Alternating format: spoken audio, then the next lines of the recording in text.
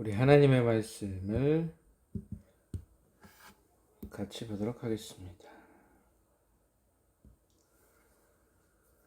하나님의 말씀 요한복음 10장 31절에서 우리 42절까지의 말씀입니다. 오늘 말씀 연합이라는 제목으로 같이 나누고자 합니다. 유대인들이 다시 돌을 들어 치려하거늘 예수께서 대답하실 때 내가 아버지로 말미암아 여러 가지 선한 일로 너희에게 보였거늘 그 중에 어떤 일로 나를 돌로 치려하느냐. 유대인들이 대답하되 선한 일로 말미암아 우리가 너를 돌로 치려는 것이 아니라 신성모독으로 인함이니 내가 사람이 되어 자칭 하나님이라 함이로다. 예수께서 이르시되 너희 율법에 기록된 바 내가 너희를 신이라 하였노라 하지 아니하였느냐. 성경은 패하지 못하나니 하나님의 말씀을 받은 사람들을 신이라 하였거늘 하물며 아버지께서 거룩하게 하사 세상으로 보내신 자가 나는 하나님의 아들이라 하는 것으로 너희가 어찌 신성모독이라 하느냐. 만일 내가 내 아버지를 행하지 아니하였거든 나를 믿지 말려니와 내가 행하거든 나를 믿어 아니할지라도 그 일은 믿으라. 그러면 너희가 아버지께서 내 안에 계시고 내가 아버지 안에 있음을 깨달아 알리라 하시니 그들이 다시 예수를 잡고자 하였으나 그 손에서 벗어나 나가시니라. 다시 요단강 저편 요한이 처음으로 침례를 풀던 곳에 가서 거기 거하시니 많은 사람이 왔다가 말하되 요한은 아무 표적도 행하지 아니하였으나 요한이 이 사람을 가르쳐 말한 것은 다 참이라 하더라. 그리하여 거기서 많은 사람이 예수를 믿으니라. 아멘. 기도합니다. 하나님 아버지 감사합니다. 오늘도 거룩한 주를 허락하여 주시고 주님 앞에 예배드릴 수 있는 모든 환경과 여건을 허락하여 주심을 감사를 드립니다. 아버지가 내 안에 내가 아버지 안에 거하는 이 연합의 삶을 살아갈 수 있도록 도와주시옵소서. 우리에게 주어진 이 인생이라는 기회 가운데에서 하나님 아버지의 뜻대로 살아가며 그분의 뜻대로 살다가 그분의 뜻대로 마치는 인생들 될 수 있도록 아버지여 도와주시기를 원합니다. 성도로서 하나님의 자녀로서 명예롭게 살다가 아버지께서 부르시는 그날 기쁜 마음으로 주님 품에 안길 수 있도록 우리 모든 성도의 가정 그들의 삶 가운데 성령께서 충만함으로 인도하심으로 역사하여 주시옵소서. 감사드리며 살아계신 예수 그리스도의 이름으로 기도합니다. 아멘. 오늘도 요한복음 말씀으로 하나님의 은혜를 나누고자 합니다. 오늘은 지난주에 이어지는 말씀, 예수님께서 아버지와 하나라는 말씀에 이어서 그 말씀에 이어서 유대인들의 반응이 이어지고 있습니다.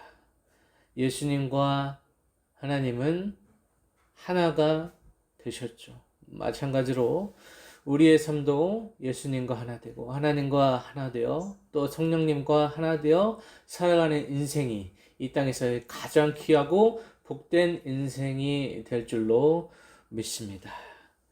오늘 31절 말씀을 보면 유대인들이 다시 돌을 들어 치려 하거늘 이라고 했습니다. 다시라는 말은 전에 돌을 치려 했던 사건이 있었다라는 것이죠. 8장 59절에서도 예수님께서 아브라함보다 먼저 나셨다 하신 말을 듣고 유대인들은 돌을 치려 했습니다.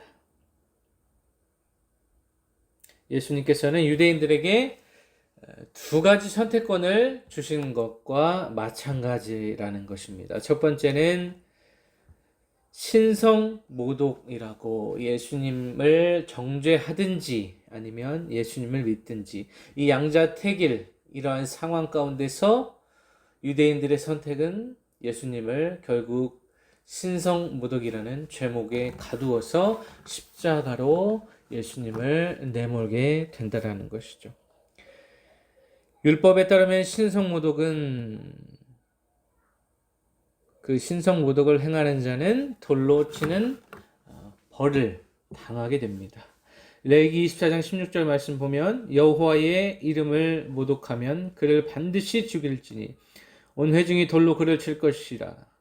거류민이든지 본토인이든지 여호와의 이름을 모독하면 그를 죽일지니라 라고 레위기 24장 16절에서 말씀하고 있습니다. 유대인들의 법도에서, 유대인들의 율법에서 예수님을 돌로 치려 하는 것은 당연한 반응이었습니다. 하지만 이는 실제로 본인들이 역설적으로 신성모독의 죄를 범하는 것과 같습니다. 하나님 되시는, 그들이 섬기는 여호와 하나님 되시는 예수님을 신성모독이라고 정죄하는 것, 그리고 돌로 치려 하는 것은 오히려 그들이 하나님을 죽이려 하는 것이기 때문에, 하나님의 이름을 모독하는 것이기 때문에 유대인들의 신성모독의 죄를 지금 짓고 있다는 것입니다. 32절 말씀, 예수께서 대답하시되 내가 아버지로 말미암아 여러 가지 선한 일로 너희에게 보였거늘 그 중에 어떤 일로 나를 돌로 치려 하느냐라고 말씀하십니다. 주님의 답변은 아주 정확한 설명으로 주님께서 답변해 주시는데, 예수님께서 이미 자신의 신원과 사명에 대해서 충분히 말씀하시고, 또 실제로 기적과 이적과 이 표적을 통하여서 예수님의 인격과 삶을 통하여서 충분히 예수님이 어떠한 분이신가를 드러내고 나타내셨습니다. 예수님의 이 선한 일이라고 하는 것도 결국에는 하나님 아버지로부터 인한 것이고, 하나님 아버지의 명령에 의해서 하나님 아버지께 순종하는 마음으로 이 모든 일을 행하였고, 또 이 예수님의 선한 일이라는 것 자체가 구원을 담고 있다는 것이죠. 이 복음의 말씀을 통하여서 모든 사람이 예수 그리스도를 믿고 구원의 길로, 영생 복락의 길로 나아갈 수 있는 길을 허락하여 주셨기 때문에 이미 예수님은 많은 사람들에게, 그리고 예수님을 정죄하고 있는 이 유대인들에게도 자신에 대해서 충분히 설명하고 또 보여주고 또 선포하셨습니다. 하지만 이 유대인들이라고 하는 이 사람들은 눈이 어둡고 귀가 닫혀 있는 상태, 영적으로 무지한 상태에 있었기 때문에 당연히 자신들의 율법으로, 자신들이 지금까지 살아왔던 이 살아냈던 방식으로 예수님을 대할 수밖에 없었다라는 것이죠. 무엇보다 예수님께서 하신 일은 아버지에 의하여서, 아버지로 말미암아 행하신 일이었기 때문에 예수님이 행하신 일에 대해서 그 어떤 사람도, 그 누구도 그것을 거부할 수 없는 위치에 있다라는 것입니다. 이곳에서도 예수님과 아버지의 하나됨을 엿볼 수가 있다라는 것이죠. 예수님과 하나님 아버지는 완전한 연합의 상태로 있었기 때문에 예수님께서 행하신 일이 곧 하나님이 행하신 일이고, 하나님께서 행하신 일이 곧 예수님께서 행하신 일이라는 것입니다. 그래서 이 모든 것이 아버지로부터 기인했기 때문에 이 예수님의 행동에 권능이 있었고, 그 능력으로 말미암아 구원의 역사가 오늘날 이 시대를 살아가는 수많은 크리스천에게, 그리스도인들에게, 또 아직 예수 그리스도를 믿지 않는 불신자들에게도 그 영향이 있다라는 것입니다. 33절의 말씀, 유대인들이 대답하되 선한 일로 말미암아 우리가 너를 돌로 치려는 것이 아니라 신성 모독으로 인함이니 너희가 사람이 되어 자칭 하나님이라 함이로라 라고 했습니다. 유대인들의 주장은 예수님이 사람에 불과한 존재라는 이 영적인 무지로 예수님을 판단했기 때문에 당연히 그 사람들의 입장에서는 예수님을 돌로 치는 것이 합당한 일이었습니다. 그리고 자신을 하나님이라고 하는 이 말 자체를 그들은 받아들일 수 없었기 때문에 유대인들은 자신들의 상식과 자신들의 그 사고방식에서 충분히 합당한 일을 행한다고 생각했습니다. 이런 말씀에 예수님께서 34절에 이렇게 말씀하시죠. 너희 율법에 기록된 바 내가 너희를 신이라 하였노라 하지 아니하였느냐라고 했습니다. 유대인들의 반응에 대해서 예수님은 유대인들의 성경, 이 시편 말씀을 인용함으로써 해석하고 있습니다. 오늘 인용된 말씀은 시편 82편 6절의 말씀입니다. 내가 말하기를 너희는 신들이며 다 지존자의 아들들이라 하였으나라는 이 시편 82편의 말씀을 인용하고 있는데, 여기에서 신이라고 하면 두 가지 정도 해석할 수가 있습니다. 첫 번째, 율법이 수여될 때에 이스라엘 백성을 신이라 칭할 수 있고, 또 다른 해석 방법으로는 백성에 대한 권한은 받았지만 그것을 정의롭게 시행하지 못한 이스라엘, 불순종한 이스라엘을 시사한다고도 볼 수 있습니다. 이 두 가지 해석 중에 35절 이하의 말씀을 보면 어떠한 해석이 더 적절한지 우리가 알 수 있습니다. 예수님께서 이어지는 35절의 말씀에서 성경은 폐하지 못한다, 하나님의 말씀을 받은 사람들을 신이라 하였다라고 했습니다. 성경을 폐하지 못한다라는 것은 성경의 무오류성, 그리고 성경이 진리이고 입증된 것, 하나님으로 인하여서 하나님께서 기록하신 말씀이기 때문에 이것이 참되고 입증된 것이라는 것을 폐하지 못한다라는 말로 표현하고 있습니다. 결국 이 신이라는 것은 하나님의 말씀을 받은 사람들을 의미하고 있습니다. 신의 산에서 그 신의 현현을 언급하지 않았고 또 일반적인 이스라엘이라고 볼 수 없기 때문에 이것은 우리가 해석하자면 이스라엘이 사사들을 통하여서 하나님의 말씀을 받았습니다. 그리고 이 사사들은 가난한 자와 고아를 위한 판결을 하였고 재판관으로 임명되어서 수많은 사람들, 그 이스라엘 백성들을 위해 군림하던 자들이었습니다. 하지만 이들에게 하나님은 심판을 내리시게 됩니다. 시편 82편 5절의 말씀을 보면 그들은 알지 못하고 깨닫지도 못하여 흑암 중에 왕래했다라고 했습니다. 그래서 하나님의 말씀을 대언하는 자들이, 하나님의 말씀을 가진 자들이, 하나님의 말씀을 받은 자들이 재판관이 되어서 수많은 백성들을 다스리게 되었지만 이 재판관들에게 하나님께서 유죄 판결을 내리시는 것입니다. 이어지는 82편 6절 8절의 말씀을 보면 우리가 더 정확히 알 수 있는데, 내가 말하기를 너희는 다 신들이며 다 지존자의 아들들이라 했으나 너희는 사람처럼 죽으며 고관에 하나같이 넘어지리로다. 하나님이여 일어나사 세상을 심판하소서. 모든 나라가 주의 소유이기 때문이니이다 라고 맺고 있습니다. 예수님이 이 말씀을 인용한 것은 결국 유대 당국의 실패한 지도력, 그 시대의 이 사사시대 사사들의 실패의 모습, 그리고 결국은 각기 제 길로 나아갔던 것처럼 예수님이 이 시편의 말씀을 인용하면서 유대의 이 종교 지도자들, 자신을 이제 십자가의 죽음으로 내몰았던 그들을 책망하시는 말씀이라는 것입니다. 그래서 이렇게 책망하시면서 예수님께서 우리의 참된 지도자, 또 우리의 재판관, 이 신이라는 직무에 합당한 유일한 분이시라는 것을 예수 그리스도께서 시편 말씀을 인용함을 통하여서 우리에게 드러내 주신다라는 것입니다.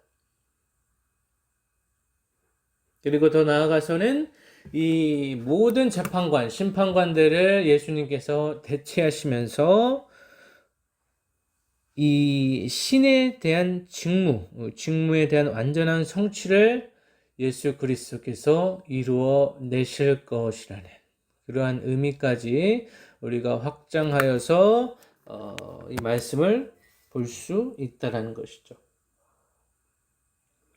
그래서 자신을 신성모독이라고 하는 이 유대인들을 향하여서, 유대의 종교 지도자들을 향하여서 너희들은 그러한 사고방식, 그러한 믿음, 그러한 율법 체계로는 결국 심판을 받게 될 것이니 이제 회개하고 다시 돌아와서 나를 믿으라, 예수 그리스도를 믿으라 라고 주님께서 말씀하고 있다라는 것입니다.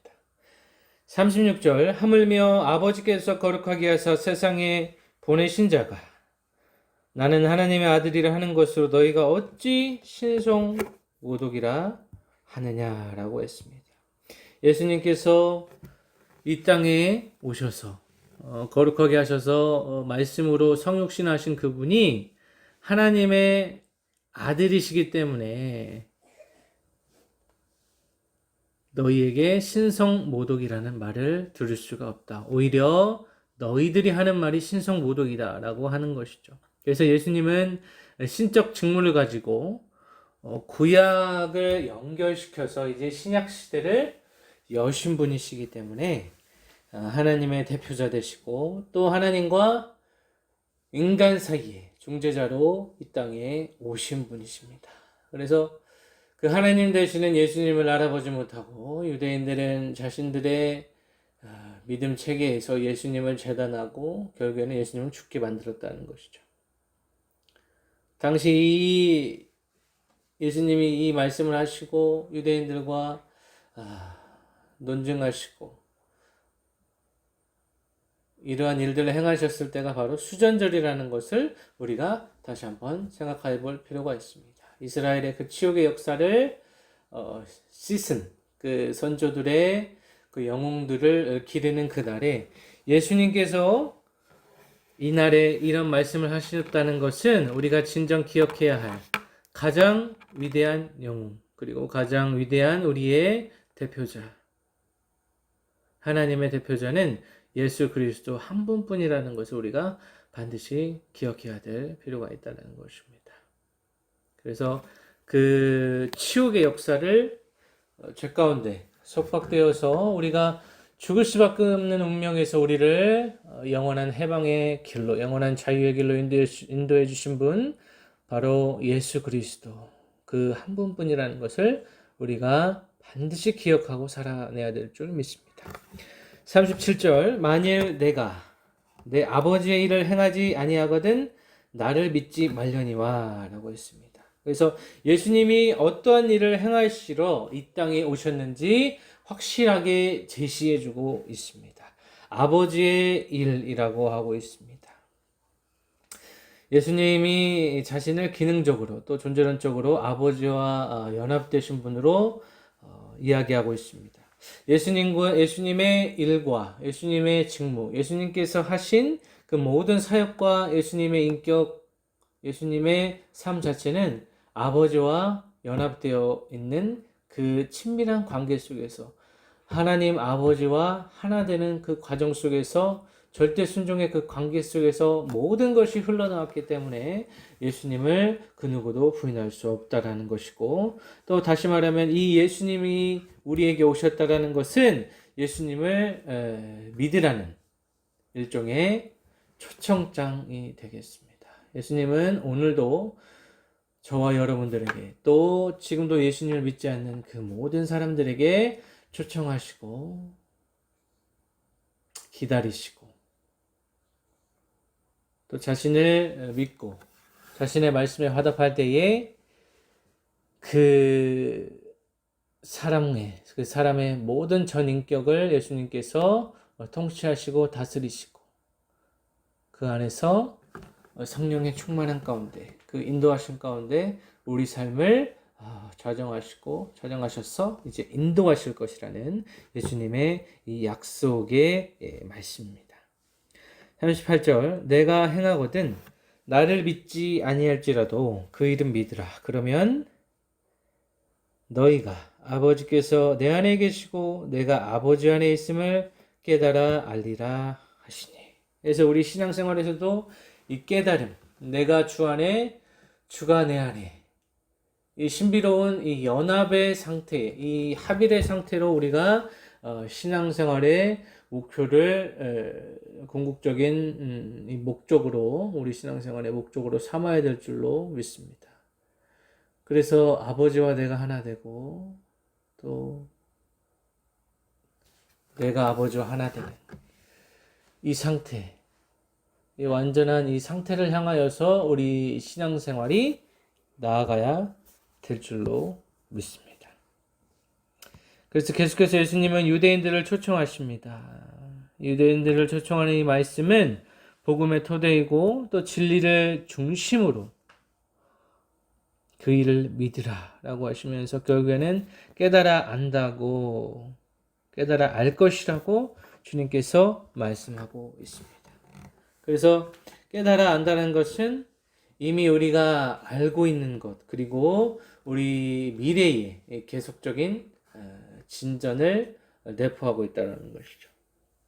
그래서 우리가 지금 알고 있는 이 말씀, 그리고 예수님과의 이 체험들, 또 예수님과의 관계, 그리고 앞으로 미래에 더 발전되고 전진할 수밖에 없는, 더욱더 예수님과 하나가 되는 그 상태로 우리는 들어가야 된다는 것입니다. 39절, 그들이 다시 예수를 잡고자 했으나 그 손에서 벗어나 나가시니라 라고 했습니다. 이 말씀은 결국 하나님의 때가 이르지 않았다라는 것이고, 사람들이 하나님을 멈출 수 없다라는 진리를 내포하고 있습니다. 40절 말씀은 이제 이 사파이의 해설자의 말로 결론이 내려지고 있습니다. 다시 요단강 저편 요한이 처음으로 침례를 풀던 곳에 가서 거기 거하셨다 말씀하고 있습니다. 예수님이 예루살렘 지역을 떠나셔서 이제는 요단강 저편으로, 요한이 처음 침례를 베푸던 곳으로, 이 요단강은 예수님의 공생의 처음과 끝을 상징한다고도 볼 수가 있습니다. 또 41절 말씀 보면 많은 사람이 왔다가 말하되 요한은 아무 표적도 행하지 아니하였으나 요한이 이 사람을 가리켜 말한 것은 다 참이라 하더라 라고 했습니다. 그래서 10장을 마무리하면서 이 사파 속에서 침례 요한의 사역을 다시 한번 상기시키면서 요한복음에서는 침례 요한의 역사적 삶이 짧은 부분 할애되어 있지만, 이 침례 요한의 메시지를 상기시키면서 결국에는 예수님을 가리키는 삶, 예수님을 가리키는 삶의 표본을 이 침례 요한으로 삼아서 우리에게 전해주고 있다는 것입니다. 그래서 어찌 보면 유대인들과 대조를 이루는 이 침례 요한의 삶을 우리가 여기서 살펴볼 수 있다는 것이죠. 계속해서 눈앞에 계신 예수님을 계속해서 대적하고 그분을 결국 죽음의 자리로 내모는 자들이 있는가 한 반면에, 하나님의 계시로 인하여서 그 말씀을 받아서 신의 직무에 합당한 일을 행하였던 하나님의 말씀을 받은 이 침례 요한의 상반된 모습을 우리가 비교해서 볼 수가 있다는 것입니다.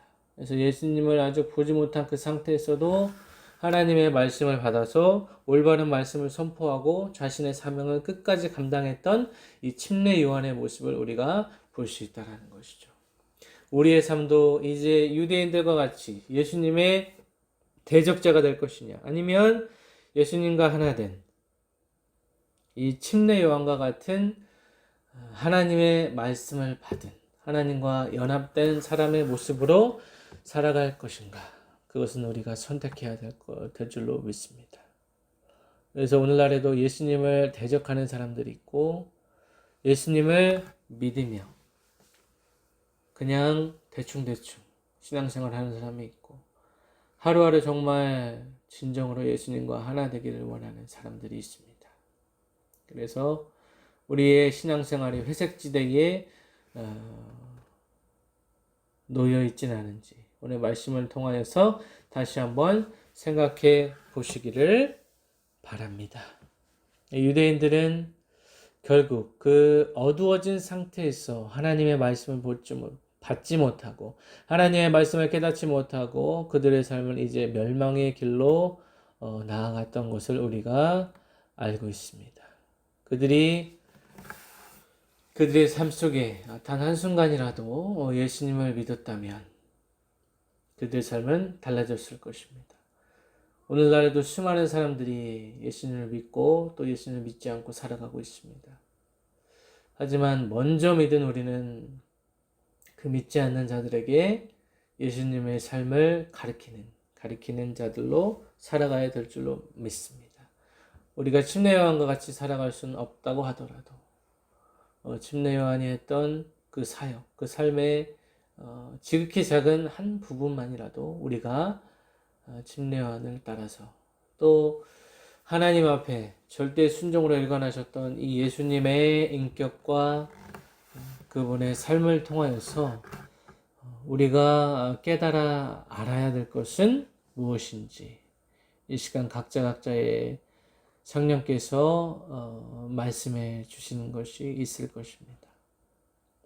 그래서 우리가 신앙생활의 궁극적인 목적, 바로 예수님과의 연합이라는 이 목적을 통하여서, 이 길을 통하여서 우리가 날마다 하나님과 하나 되어서 또 예수 그리스도 하나 되어서 성령의 인도하심을 받으며 살아가는 인생들이 되시기를 바랍니다.